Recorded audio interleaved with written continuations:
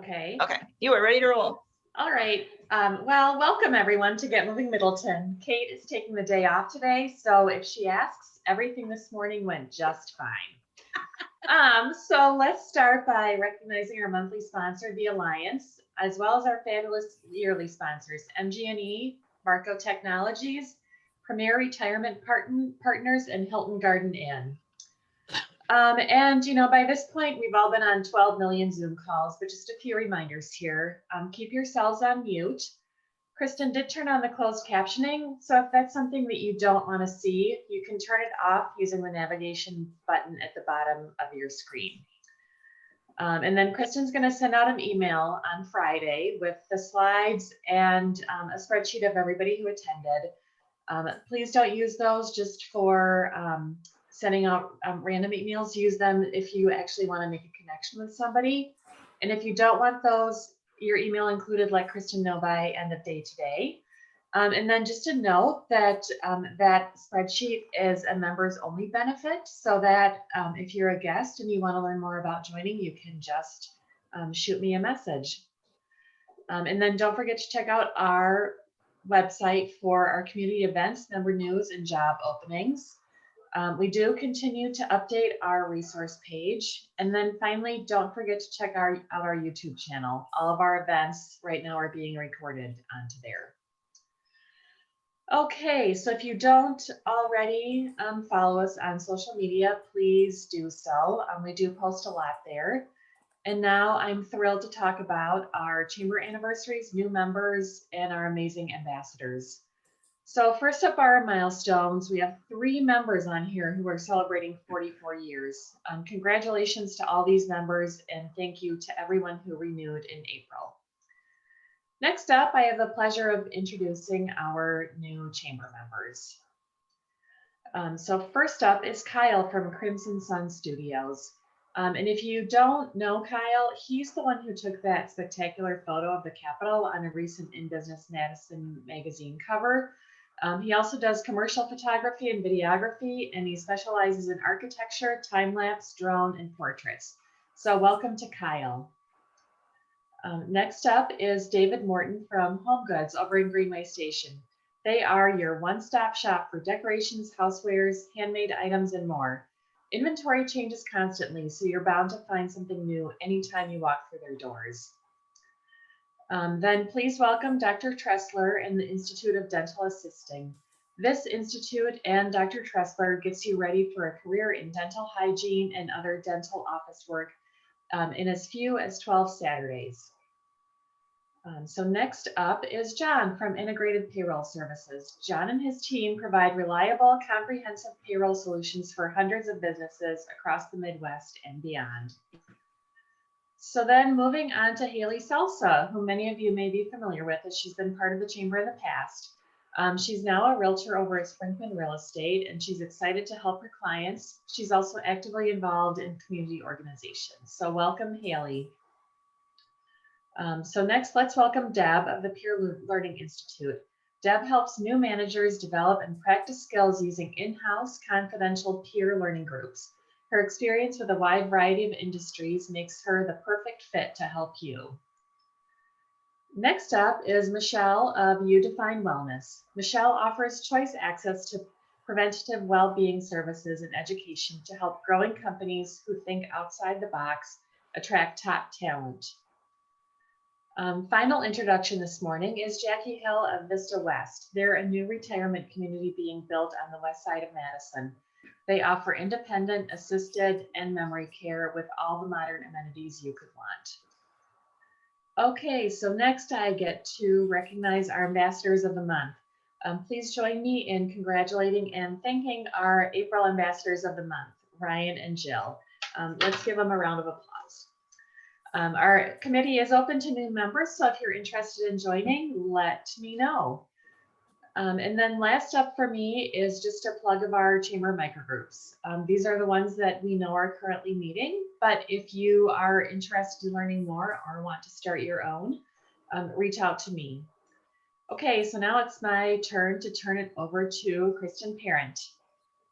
Good morning again, everyone. It's great to see you. Thank you for being here. I just want to plug a couple upcoming events that you guys want to mark your calendars for. So in the month of May, we have an on-track session that's called Straightforward Strategies for Making Informed Business Decisions About Software.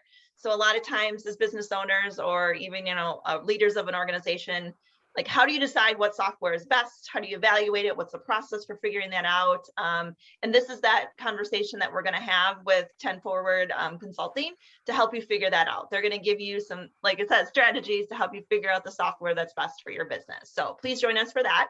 We are doing our networking blitz on May 18th. So that's the one-on-one video networking that you'll get matched with 7 different people for 7-minute conversations during that 1-hour period to hopefully make connections with other members. So those are available for registration on the website, and we would love to see you guys at those. And then I do want to plug the annual golf outing. So we are on track for a Wednesday, July 21st shotgun start. You guys, shotgun start is back this year at Pleasant View Golf Course. So registration is open. We've only got a few spots left. So if you are interested in golfing, I would do that as soon as we're done today. Otherwise, those are going to zip by you and not have the chance. So sponsorship opportunities, we have a couple of those left too. If you're interested, please send me an email, which I put on here on the screen.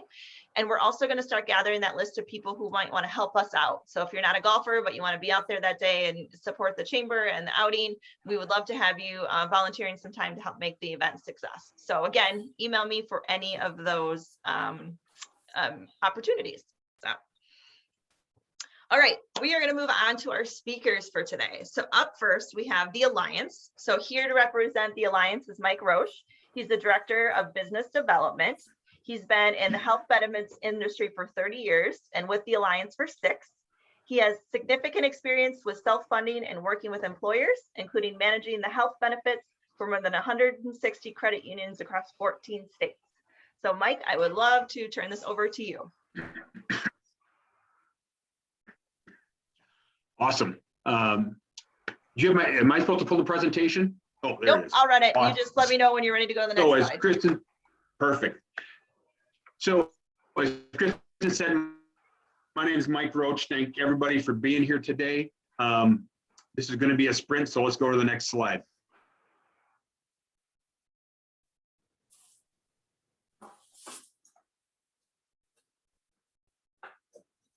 No, it didn't go. There it is.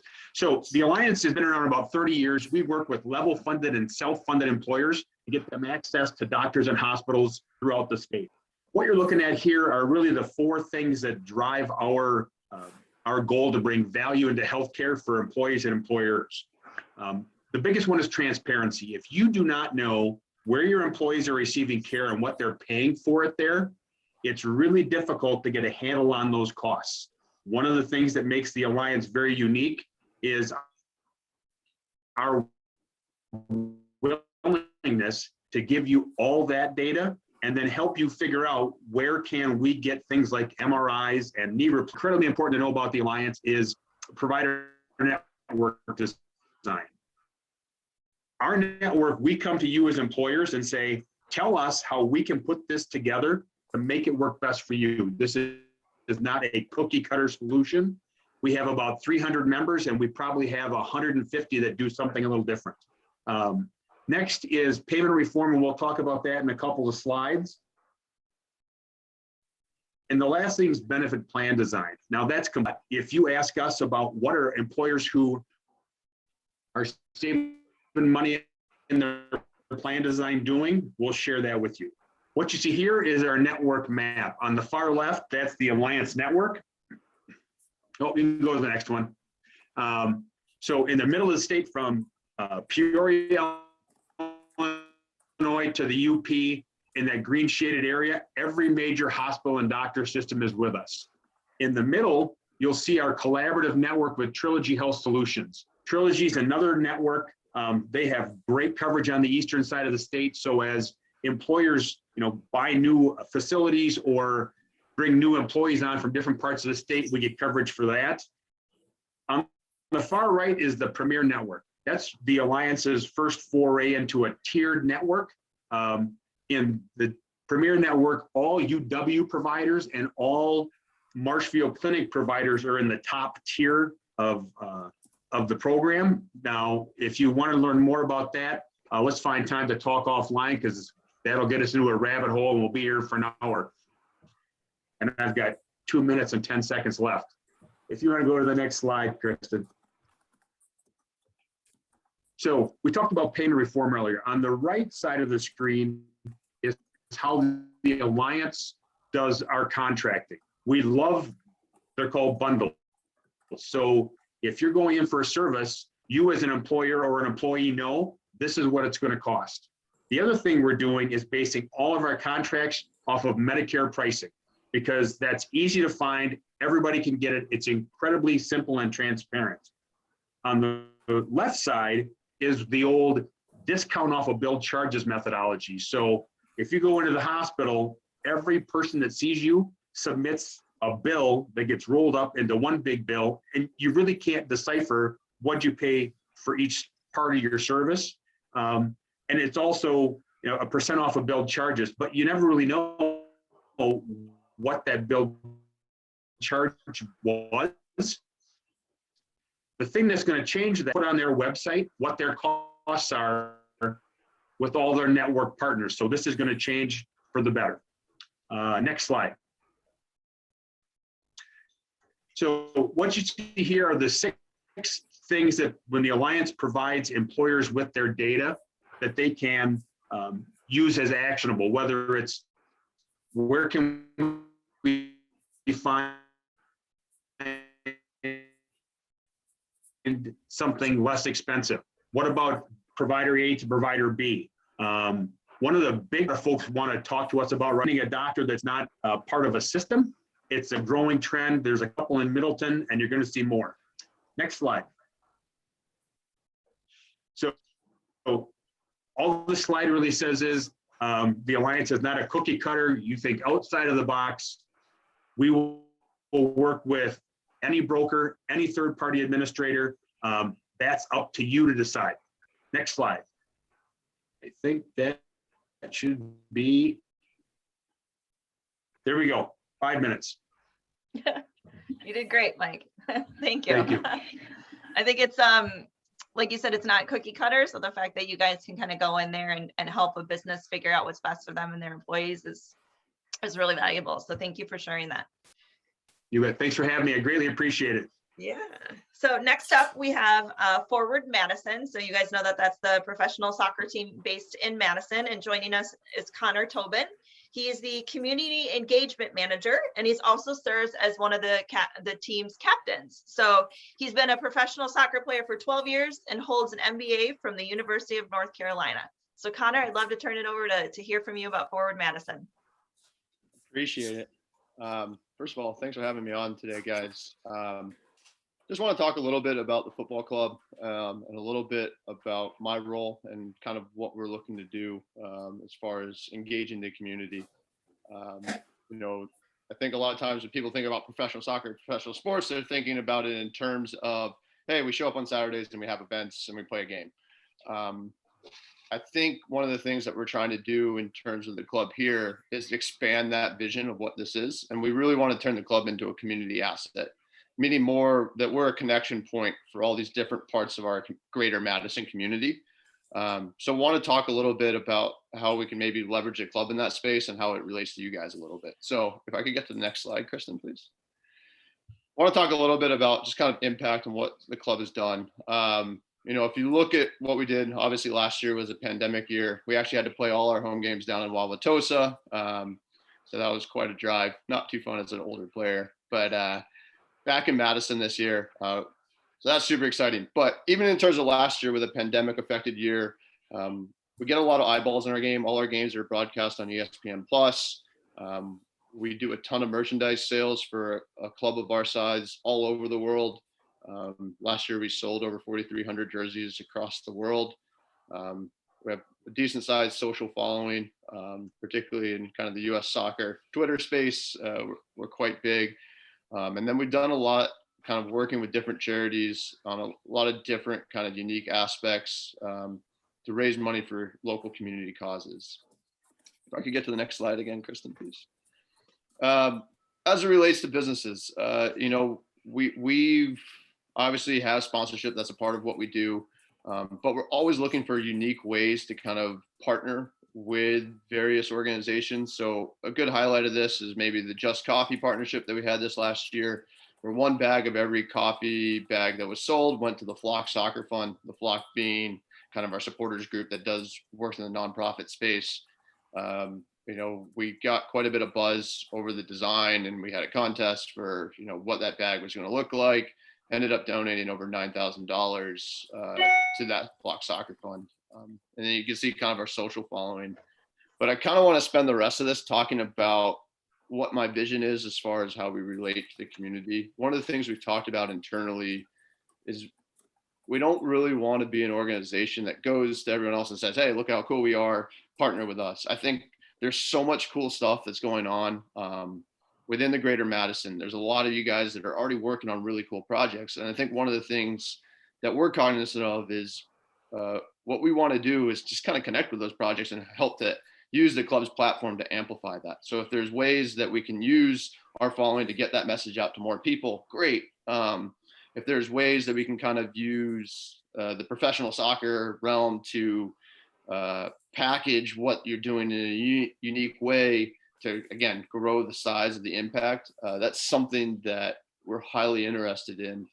Again, I think in terms of what we want this team to look like, it's maybe a little bit different in the sense that we want people to look at Forward Madison in a way that is not just, hey, this is how I connect to, again, just live entertainment, but this is how I connect to other members of my community. And I know that there's a little bit, you guys are all part of this group with the Middleton Chamber of Commerce, and you guys are doing a lot of this.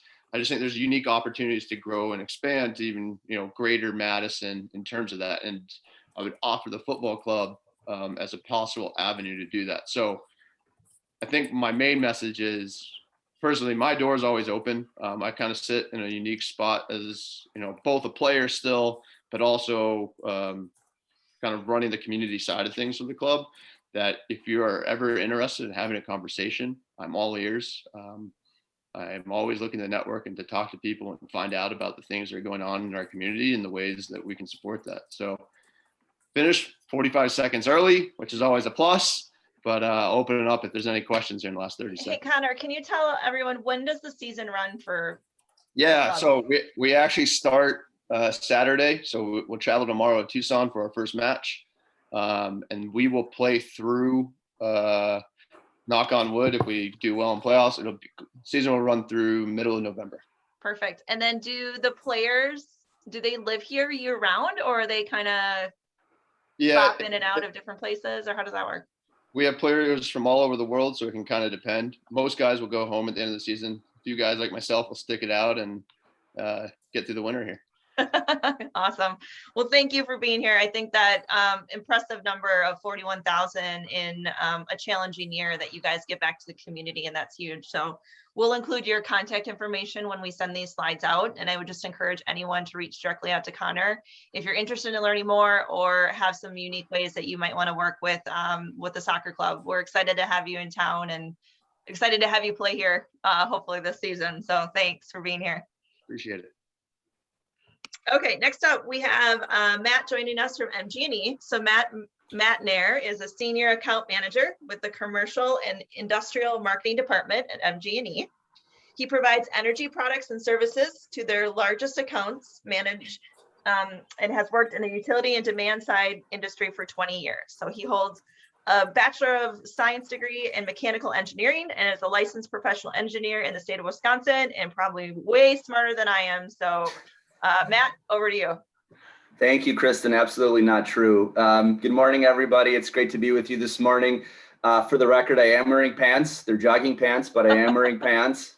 And that timer is very intimidating, so I'm going to try not to talk too quickly. So I wanted to provide you all with a few quick updates on the MG&E front, namely some sizable investments that we made recently and intend to make to further our net zero carbon electricity goal by the year 2050. I'll provide a brief update on our shared solar community solar project that was constructed at Morey Field last year. And I'll finally provide some brief talking points about the rate case that we filed this week regarding electric and natural gas rates for 2022 and 2023. Next slide, Kristen. Okay, so in fall 2020, the University of UW-Madison released its analysis of our goal of net zero carbon electricity by 2050. And the report compared the company's goal to the modeled pathways for the electricity sector in the industrialized nations to limit global warming to no more than 1.5 degrees Celsius. And what this analysis found was that our goal was in line with or more aggressive than those model benchmarks for climate solutions, and that we are on target to hit our net zero carbon electricity goal by 2050. So how are we going to get there? First, primarily, one of the biggest tenets of our initiative is to decarbonize our electric generation. Carbon's the target, which is why our goal is focused on eliminating carbon from our generation mix. Number two, electrifying transportation. We do realize that the transportation industry is a key sector for helping to reduce climate change. We're actively helping to accelerate the adoption and proliferation of electric vehicles in our community through a number of initiatives. We have roughly 40 public charging stations right now. We're building a pretty significant EV charging hub on East Washington. And we're also encouraging businesses like yourselves to consider electric fleet vehicles. And we'd be happy to work with you on that as well. And then lastly, engaging around energy efficiency. Offering innovative demand-side management programs in partnership with Focus on Energy that help our customers reduce their carbon footprint, helps them save energy and money long-term, but it also helps us reduce our overall carbon footprint, and it allows us to downside the amount of renewable energy systems that we bring online. Our 2020 Corporate Responsibility and Sustainability Report was released not too long ago, which highlights all of our sustainability efforts and how we will achieve deep decarbonization in our community. Next slide, Kristen. So since November of 2015, we announced more than 250 megawatts of clean energy projects, which we expect will result in renewable capacity growth of about 650% by the end of 2022.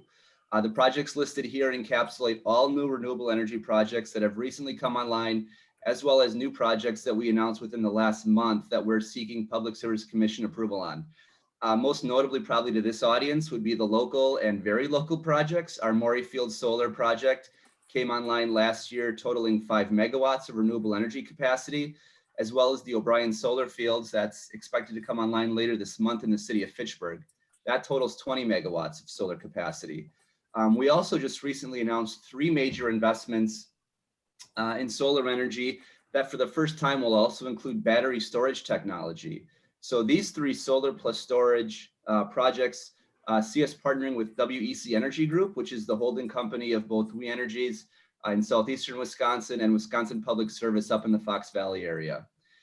Also, on February 2nd, we jointly filed an application with Alliant Energy and WPS that's plans for the retirement of our Columbia coal-fired energy plant located near Portage, Wisconsin. Our current ownership of that plant is about 19%. So with this impending retirement and the investments in clean energy sources, many of which are listed here, we expect to achieve carbon reductions of 65% by 2030. We're doing everything we can to lower our carbon emissions as quickly and cost effectively as we can. And like our chairman and CEO, Jeff Keebler says, if we can go further, faster, we will. All right, and last but not least, I wanted to briefly bring you guys up to speed on our Shared Solar Community Solar Program. So again, this is a community solar program for residential and small business customers who can't install rooftop PV on their residence or business for a myriad of reasons, or just simply don't have the upfront capital that a customer-owned solar system would require. We're about 94% sold out right now, so we have about 1,400 shares left for purchase. A number of Middleton businesses have already signed up for the program, including Compadres Mexican Restaurant, Middleton Outreach Ministry, National Electrostatics, the 39-year member of the chamber, Middleton Masonic, and St. Dunstan's Episcopal Church. So I believe my time is up, but if you guys have want more information on shared solar. You go ahead and do this last slide. Okay, perfect. Yeah, why would I want to skip electric rate filing? So speaking of electric rate increases, I did want to give a quick update on the rate filing that we filed with the commission on Monday for 2022 and 2023. Please keep in mind that this is not what we are, this is only what we are filing. This is not what has been approved by the commission. There's still many interveners that have to weigh in on this before the commission gives a decision on the rate case. Some of the reasons for the price increase on the electric side. First off, we haven't raised electric rates in 5 years.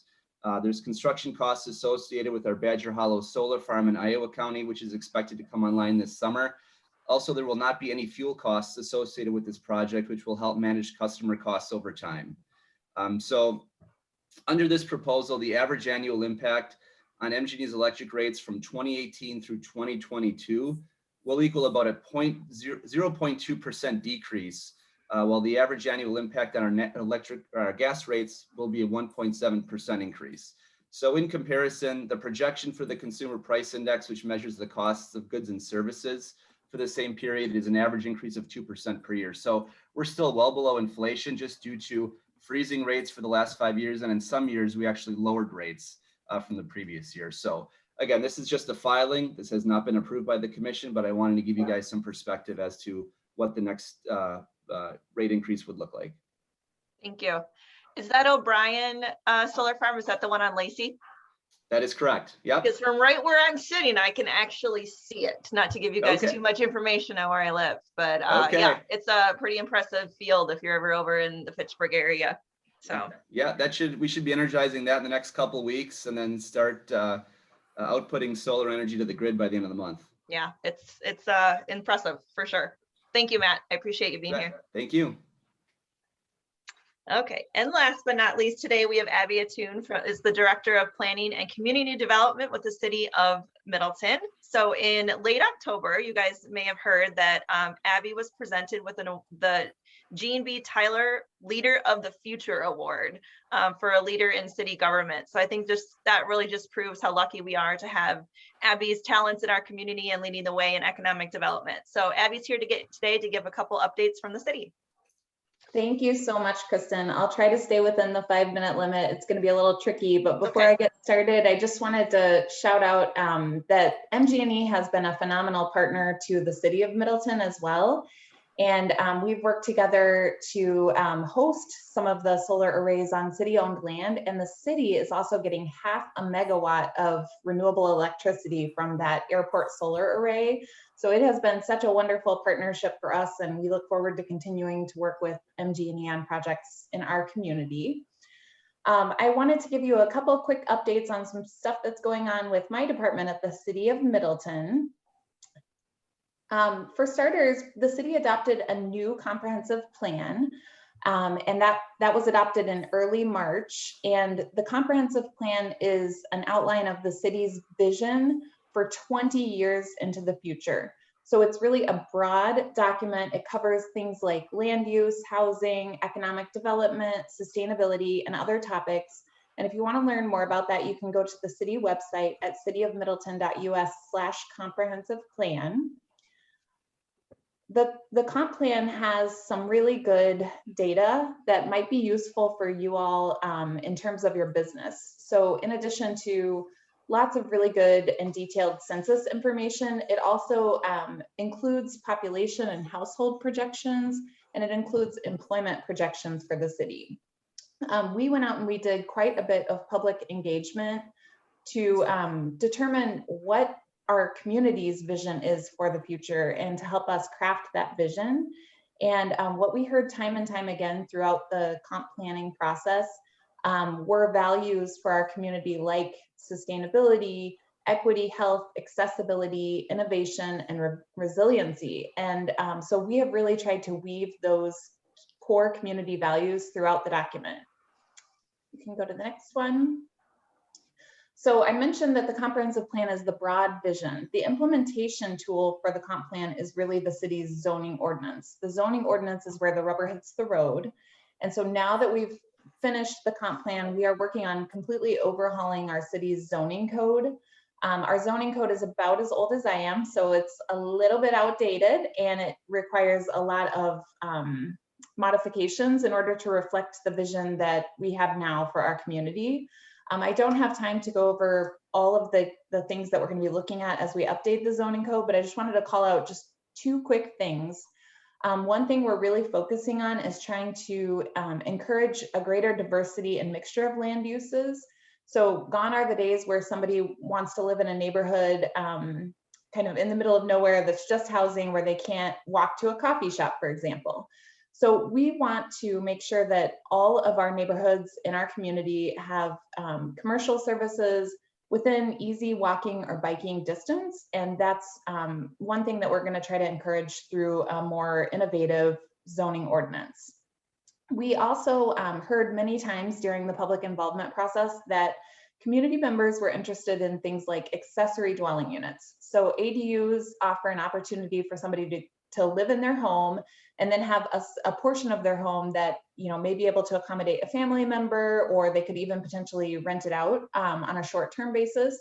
And so we're looking at how we can enable that within our community while also putting regulations in place so that it doesn't have negative impacts on neighborhoods. We are working on doing a specific corridor plan for University Avenue. And so if you've seen what has happened in the Madison section of University Avenue, there has been a whole lot of infill development and redevelopment happening. And we see the writing on the wall that that's kind of starting to march toward Middleton. And we want to be ready for it so that we can encourage a cohesive design as properties redevelop or as infill development occurs along the corridor. We also are working with the city of Madison on potentially expanding bus rapid transit into Middleton. And that's something that we're really excited about the opportunities for. We are not in the current map and the current plan that Madison has, but they are willing to work with us. And we think that this could really offer a great opportunity for people to live and work along the corridor and have really good quality access to public transportation. And then one other thing that has really bubbled up recently is we learned early this year about the county's need to replace the bridge on Century Avenue that's near Branch Street. And the city of Middleton has had our eye on that bridge for many years because this is the key intersection of our Pheasant Branch Conservancy Trail system. Replacing the bridge enables the city to partner with the county to raise the road width or raise the height of the road in order to get the Pheasant Branch Conservancy Trail beneath the roadway. So I don't know if you've ever walked along the creek corridor and crossed here, but there are thousands of people crossing a highway that carries 17,000 cars a day. And we want to make this safer for families, folks who are mobility impaired, and other general trail users to cross beneath the road. There are a lot of things happening right in this location right now. There's so much activity. The city is working on developing the North Mendota Trail. And so that is a trail that will be on the north side of Century Avenue. Some segments have already been constructed, and it is a 10-foot wide bike and ped path that will head all the way east to the city limits. The county is working on getting it extended all the way north of Lake Mendota. So this is a huge amenity for commuters, bike commuters, and other folks who are just looking to recreate in the area. We also have learned that there is an interest in redeveloping the Common Ground site. So that's at the corner of Century and Branch into some multifamily housing. And the city has acquired land to put in a trailhead for the Conservancy at this location. So there's a lot of things happening really quickly and a lot of exciting things happening in this location. Next slide. I would be remiss if I just didn't mention just a couple of the city's sustainability initiatives. We just received word that we got a grant to add battery storage capability to the police department solar array. And that was also a project we partnered with MG&E on. The reason that we want storage at this location is because this is where the city's emergency operations center is. So all of the departments in the case of a natural disaster or emergency operate out of the basement of the police department, and adding battery storage capability would enable those operations to continue in case there is something that happens to the electrical grid and we run out of fuel for our backup generators. We would have that built-in solar resiliency capability at the police department.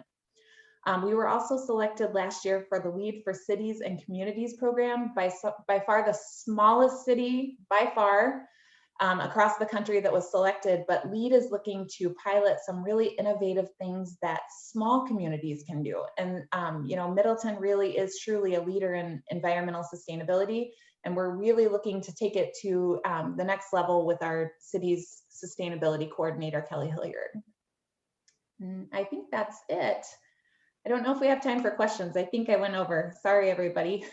No, you're good. I think that LEAD program is really exciting for the city, and I can't wait to see what comes out of that. So thank you for sharing all of that, Abby. Thank you. All right, you guys, it is time for FaceTime so that we are going to do some breakout rooms. Again, I'm super bad at talking and operating my computer, so give me a few minutes here, but we're going to go into breakout rooms. Probably 5 to 6 people in each room is the goal. So if you end up in a room that doesn't have that many, I might switch you. So give me about 20 seconds once you get in there. And then just share, you know, name, business you're representing. And then the question we're throwing out today is, how far are you traveling for your summer vacation? If you would prefer to fight about brats or hot dogs based on our conversation earlier this morning, you are welcome to do that as well. So we're going to spend about 15 minutes in there, and I'm going to send you off, and we'll see you. You guys will come back here when you're done. So have fun.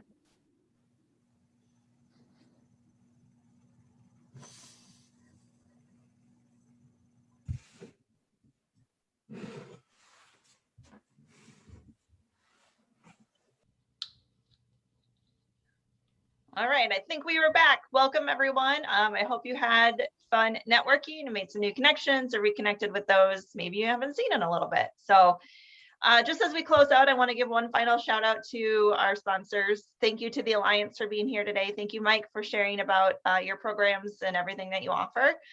Huge thank you to MG&E, to Marco Technologies, Premier Retirement Partners, and the Hilton Garden Inn for their continued support of GMM to help us make these possible. So just a couple of reminders. Remember, if you don't want your email included in the virtual card exchange list, please let me know by the end of today, and I will get that email out to everyone tomorrow morning. That will include the slide deck, recording of this, and handouts from the group. So go sign up for golf. Let me know if you have any questions about upcoming programs. Tell everyone about the Middleton Chamber so Lisa can sign them up as new members, and we appreciate you guys being here. Thanks for joining.